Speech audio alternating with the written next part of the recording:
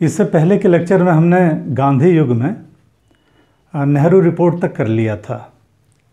आज हम सविनय अवज्ञा आंदोलन के बारे में करेंगे और सविनय अवज्ञा आंदोलन के बारे में ये देखेंगे कि इसकी पृष्ठभूमि क्या रही। फिर इसमें हम लाहौर अधिवेशन के बारे में जानेंगे और इसके बाद जो गांधी जी की 11 सूत्री मांगें रहीं इसके बारे में जानेंगे और इसके बाद फिर आंदोलन के विस्तार के बारे में हम करेंगे। सविनय अवज्ञा आंदोलन की जो पृष्ठभूमि रही, हम देखें कि जब गांधी जी ने असहयोग आंदोलन चलाया तो लगभग भारत में बहुत बड़ी संख्या में लोग इस आंदोलन में शामिल हुए। इस आंदोलन में चाहे मजदूर हों, चाहे किसान हों, चाहे छात्र हों, ये बड़ी संख्या में शामिल हुए थे। लेकिन जब 5 फरवरी 1922 को चौरी चौरा कांड के बाद असहयोग आंदोलन को वापस ले लिया गया तो युवा वर्ग हो चाहे भारत की जनता हो, इसमें निराशा की भावना फैली। अब आंदोलन जिस समय नहीं चल रहा है, इस समय इस निराशापूर्ण वातावरण को दूर करने का प्रयास किया स्वराज्यियों ने।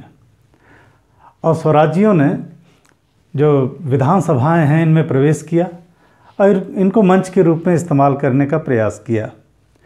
लेकिन स्वराज्य भी असफल रहे तो इससे भी निराशा फैली। इस तरीके से अगर देखा जाए तो 1927 तक राष्ट्रीय आंदोलन में एक शून्यता दिखाई देती है। अब इस निराशापूर्ण वातावरण में हम देखेंगे कि गांधी जी को 1924 में ब्रिटिश सरकार ने रिहा कर दिया और 1925 में जो बेलगांव अधिवेशन हुआ उसमें गांधी जी अध्यक्ष भी बने। बाद में गांधी ने ये घोषणा की थी कि 1926 का वर्ष मेरे लिए मौन का वर्ष होगा। लोगों ने अफवाह फैला दी कि गांधी ने राजनीति से संन्यास ले लिया है। तो ऐसे में और ज़्यादा लोगों में निराशा फैली हुई है। जब साइमन कमीशन आया 1927 में भारत, तो इसी समय फिर से एक बार सक्रिय राजनीति में गांधी जी ने प्रवेश किया। और एक तरीके से देखा जाए तो यहाँ पे साइमन कमीशन का विरोध करने के लिए लगभग सारे राजनीतिक दल और सारे वर्गों में एक जोश, फिर से एक जोश भरा और सारे लोग एक मंच पे आए और सब ने मिलके साइमन कमीशन का विरोध किया।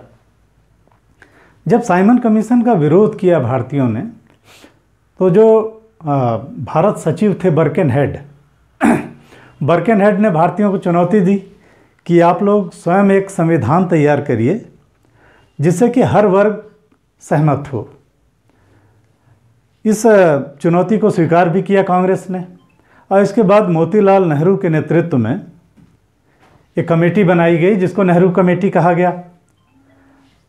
अब जो नेहरू रिपोर्ट आई, नेहरू रिपोर्ट का मुस्लिम लीग ने विरोध किया और जिन्ना ने नेहरू रिपोर्ट के खिलाफ अपनी 14 शर्तें रखी और इस तरीके से नेहरू रिपोर्ट भी फेल हो गई।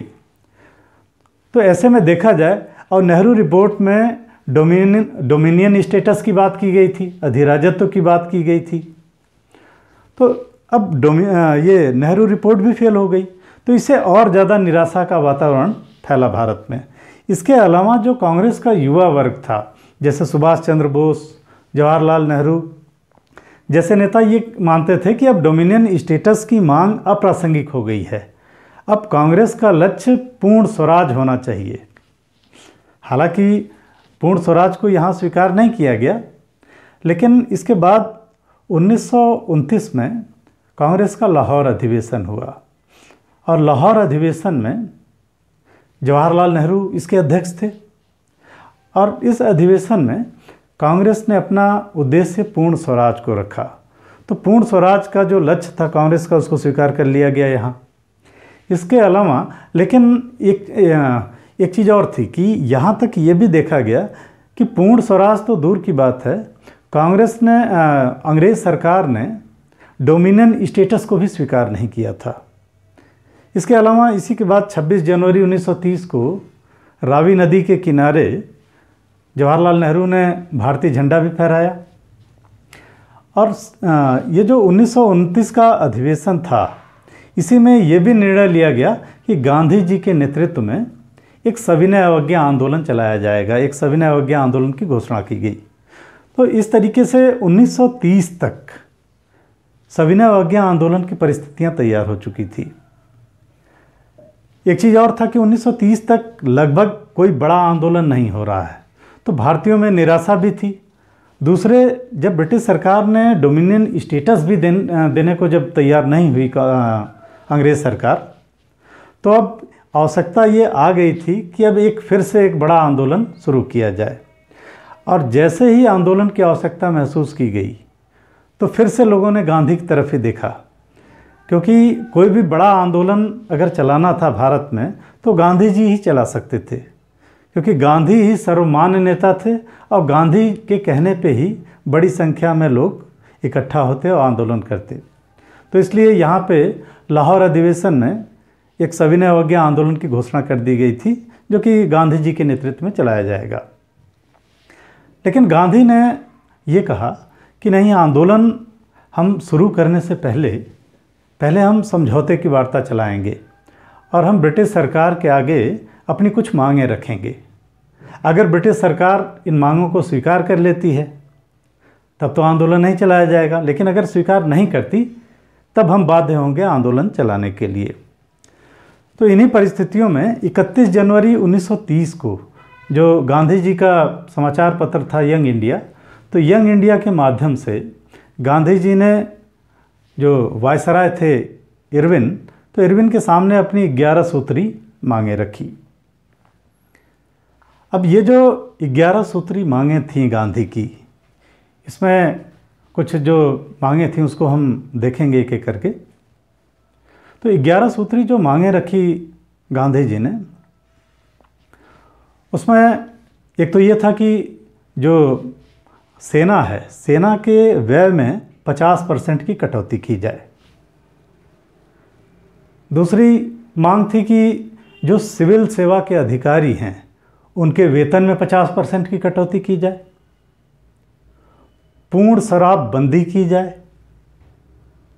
चौथा था कि जो राजनीतिक बंदी हैं उनको रिहा किया जाए।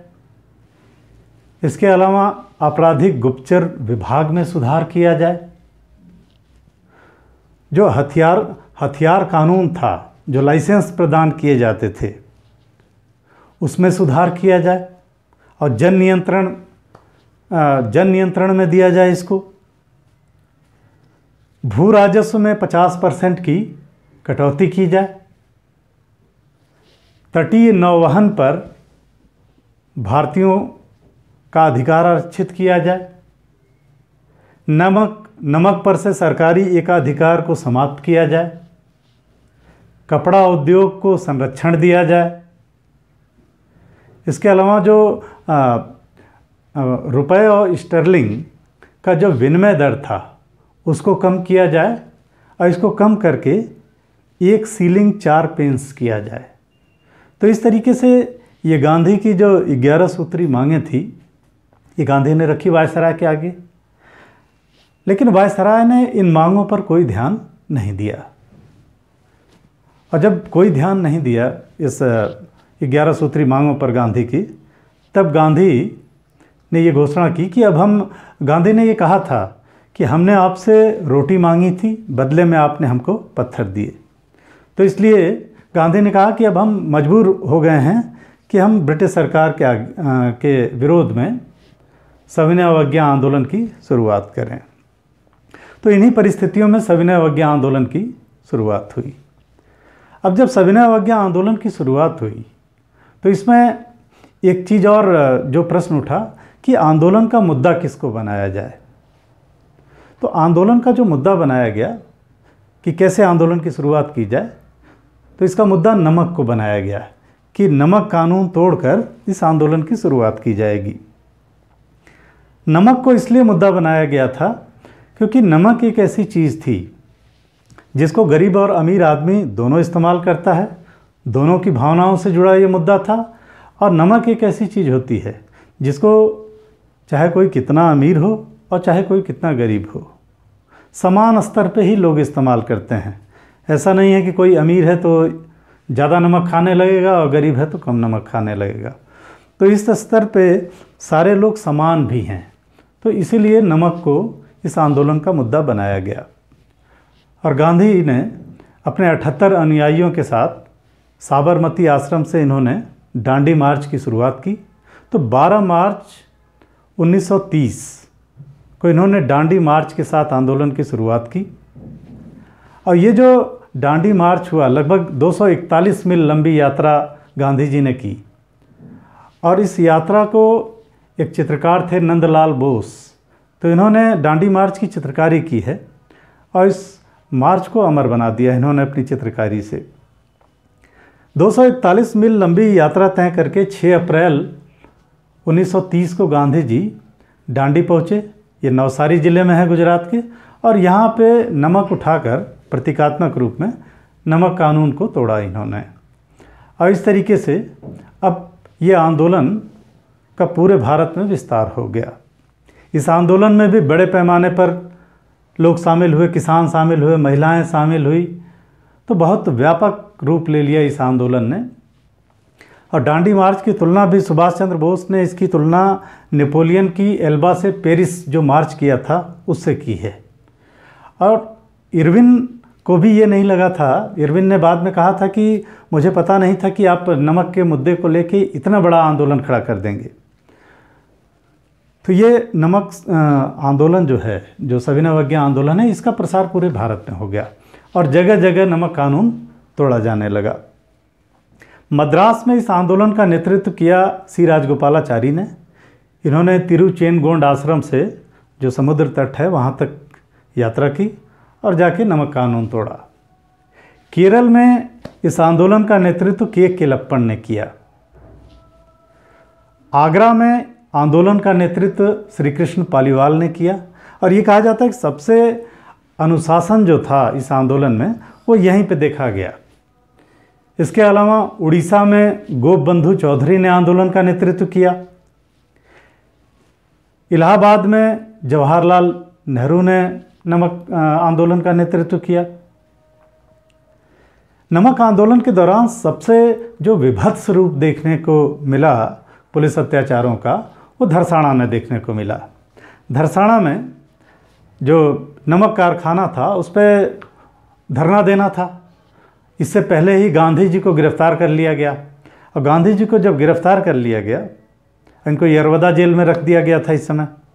तो इस आंदोलन का नेतृत्व धरसाना में सरोजनी नायडू ने किया था। और यहाँ पे जो अहिंसक सत्याग्रही थे, गांधी ने पहले ही कह दिया था कि आंदोलन पूरी तरीके से अहिंसक होगा ये। अब यहाँ पे आंदोलनकारी आगे बढ़ते गए और पुलिस ने बहुत बेरहमी से यहाँ लाठीचार्ज किया। बहुत सारे सत्याग्रही यहाँ घायल हुए। और ये जो धरसाना कांड हुआ था, तो इसका आंखों देखा हाल का वर्णन किया है एक अमेरिकी पत्रकार थे वेब मिलर। तो उन्होंने यहाँ का वर्णन किया है और उन्होंने कहा है कि मैंने इससे पहले अपने जीवन में कभी इतना भयानक दृश्य नहीं देखा। सविनय अवज्ञा आंदोलन जो है, इसके दौरान कई और आंदोलन भी चले। जैसे एक आंदोलन तो है लाल कुर्ती आंदोलन।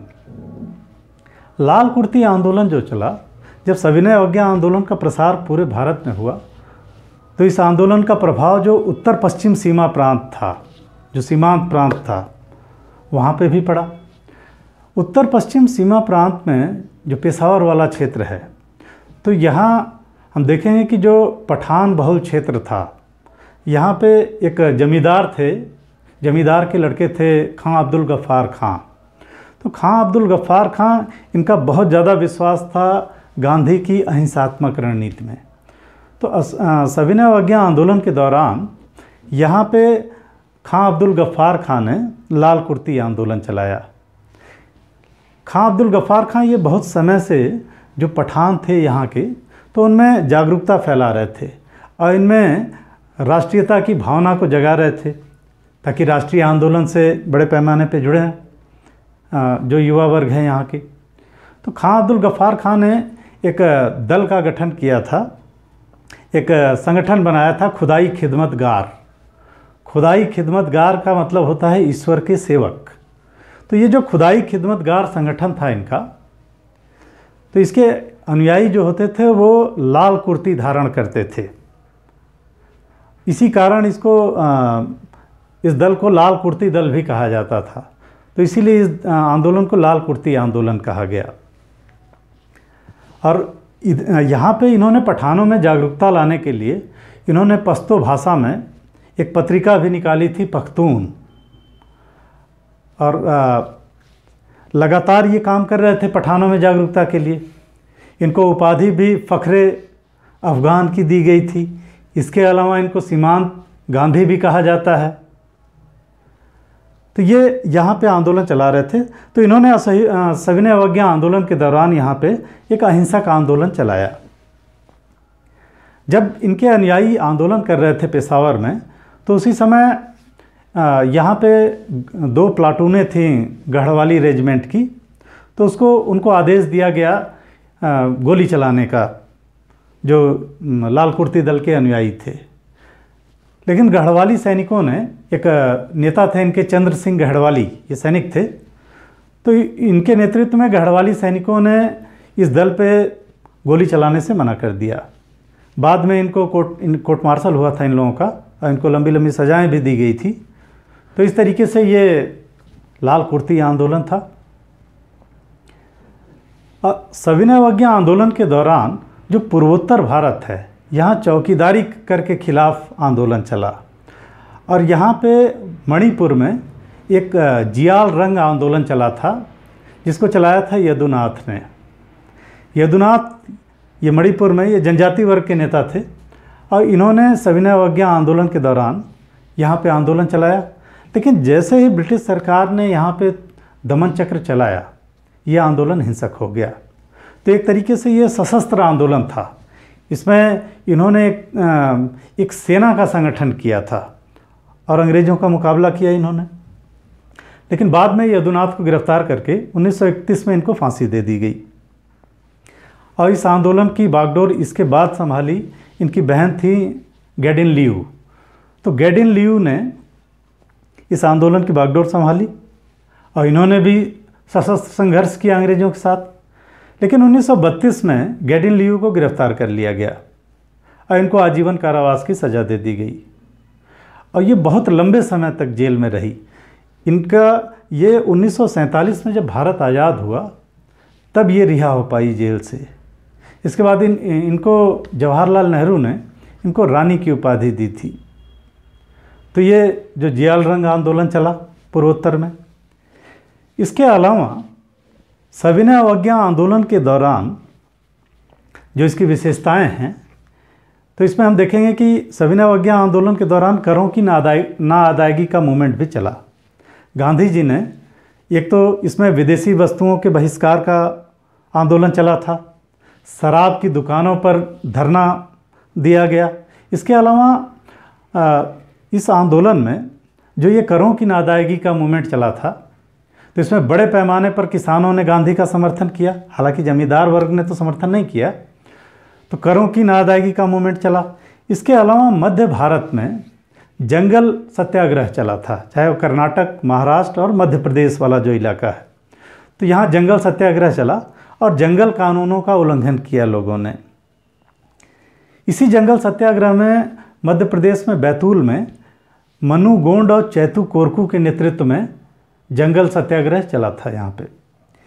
इसके अलावा मध्य प्रदेश में ही छतरपुर वाले इलाके में डाकू मंगल सिंह के नेतृत्व में एक करों की ना अदायगी का मूवमेंट चला था।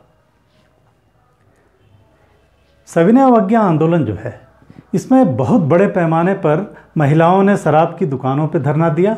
और ये पहली बार था जब महिलाएं बड़ी संख्या में घरों से बाहर निकली और बहुत बड़ी संख्या में गिरफ्तार होकर जेल गई महिलाएं।